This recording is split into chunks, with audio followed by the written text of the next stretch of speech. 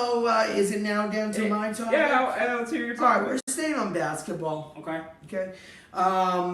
So we had a crazy kind of offseason this past offseason with my team, the Celtics, the Lakers, and the 76ers kind of all vying for these top 3 picks, right. you know, and because there were a couple big players. Everybody thought Markelle Fultz was going to be the number 1 player in that draft. No doubt. Yeah. Then Lonzo Ball, who's had more hype behind him than anybody I've seen in the NBA draft since LeBron.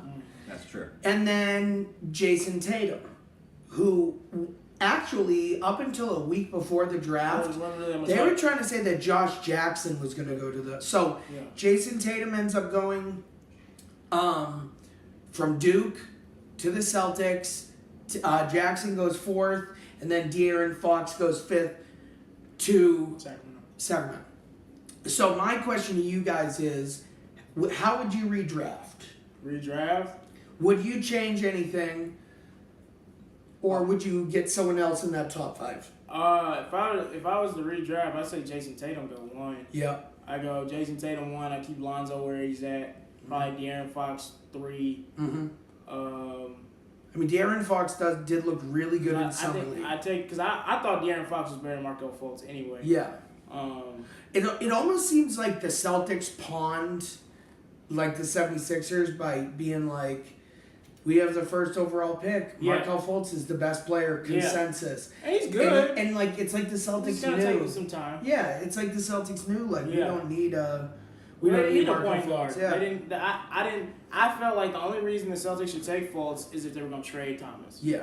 Or which they eventually did. But for a point. But they did have Kyrie Irving, though. Yeah. And so, like, I think if you're going to have a marquee point guard, there's no point in taking Markelle Fultz because I think he has the talent to be that guy in a couple years. Yeah. So if you're going to have Alonzo or a Markelle Fultz, there's no point. So I think taking Jason Tatum is perfect. He's a great offensive weapon. I mean, he's been playing really good. He plays like Paul Pierce. The way he plays the game is just like jumper. Smart on like where he takes his shots. Like he's great at telling how much room he has. Yes. You know what I mean? And for a guy that like, you know, if you can get a guy that hits like 80% of his open mid-range shots, that's game changer. Yeah.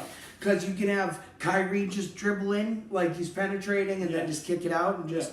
Jason Tatum's dope. You know? But I like Jason Tatum a lot. How about you? How would you redraft? Well, first of all, I wanted to get on what you said. I think this is fascinating. I totally agree with you. I think the Celtics fleeced the Sixers in this. Yeah. Before I get to my redrafting, I want to talk about this. I really felt like they built up Fultz so that they could trade him. Yeah. And as soon as the point where Danny Ainge is calling you up, say, hey, I'm going to trade you the first pick. You can get Markelle. You should know you're doing a deal with the devil. Yeah. And because he always gets the advantage in trades. Yeah, it's just one of those things. I wouldn't have traded. I wouldn't have traded with Danny Ainge. There's a couple people that week. Jason Tatum must have really did something in that workout. Yeah. Or what? I think it's more on Fultz. Because they're saying Fultz right now is having the yips with his free throws. They're saying he's got a shoulders. shoulder. They're saying he's trying to retrain his shot. Yeah. I mean, do you think any of those things could have contributed, or was it more on Jason Tatum why they picked? I think Jason Tatum probably really impressed. Yeah. Because there wasn't, like we were saying, there wasn't that much hype until like the week or two before the draft. He had an okay season at Duke. He was a very highly rated high school player. Yeah. But I don't think at Duke he really got to show what he can really do because he had to play the 4 and the 5 so much. Mm-hmm. We didn't really get to see him creating his own shot and bringing the ball up and shooting from 3 and things like that. Yeah. But in the workout, you show all of that off. And I think they're just like, wow, we don't need a point guard. Fill it up.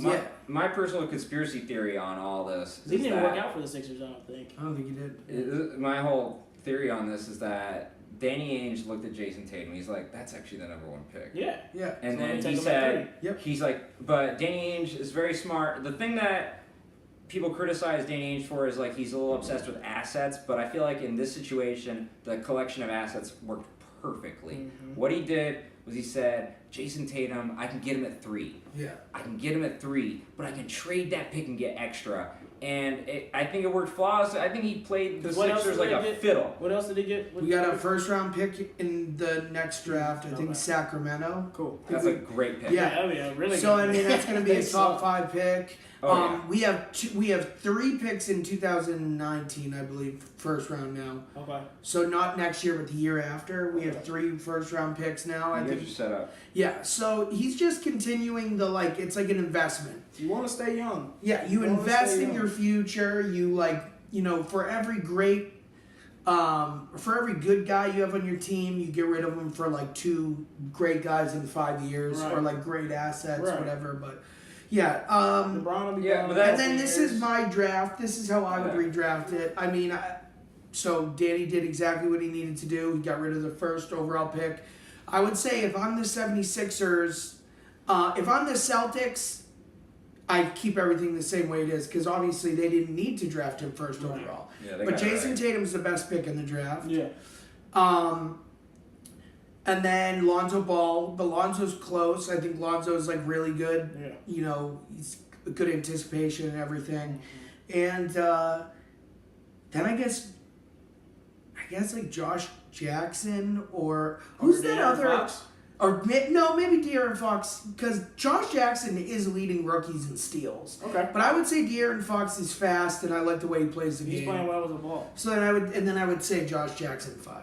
Okay. Yeah, for me, first of all, there are a couple honorable mentions outside the top 5 that you could consider. Dennis Smith looks really good. Dennis Smith might be the Lauri rookie. Markkanen had a great game against LeBron. Actually, Yeah. he scored a lot of points, and my guy Donovan Mitchell for the Jazz does everything. He looks so far ahead of his years. Really composed, intelligent young man who's playing the game. But I still think for me, Tatum 1. I love De'Aaron Fox. I'm gonna be honest with you. I love De'Aaron Fox. This might be touchy to say. I would take Fox over I would suck Ball. his dick. That's honestly what I thought was coming. I might be going too far here, but I think he is a Fox. But I want to have his child. You take Fox over Ball? I really think De'Aaron Fox, he reminds me of Russell Westbrook. Yeah, that's what I was saying. He's got the attitude, the work ethic, and the drive on and off the court that says he's going to get better. Yeah. The only thing that scares me is the team he plays for. Exactly. That's really what scares me about him, but I really think for once they got it right. I think they got a great pick. He would be my number 2. I would take Ball 3, but I feel like he's a project. What you're going to get out of him, you're not going to see until 29 and almost a triple-double, and he's a project? No, I'm saying what I'm saying is in terms of a project, his ceiling is really high, and I like his ceiling. Yeah. And I feel like he's not even going to tap into a lot of that until years 3 and 4. Yeah. And I think he's got the potential. To me, I like De'Aaron Fox better in the long term, and then Josh Jackson's I think probably better than Fultz. I would take Fultz out of the top. I'm not sure if he'd be in my top 5. I think he would be. Dennis Smith Jr. might take his spot. Yeah, I would say Dennis Smith, Lauri Markkanen, and Donovan Mitchell, all great picks as well. I'm going to put Dennis Smith in there because I just love the drive. He might get Rookie of the Year if he can get going. Dennis Smith's drive is just like De'Aaron Fox's. Those are 2 guys who are very similar, and I just love how they approach the game. Okay. And to me, work ethic is really what takes these players to the next level.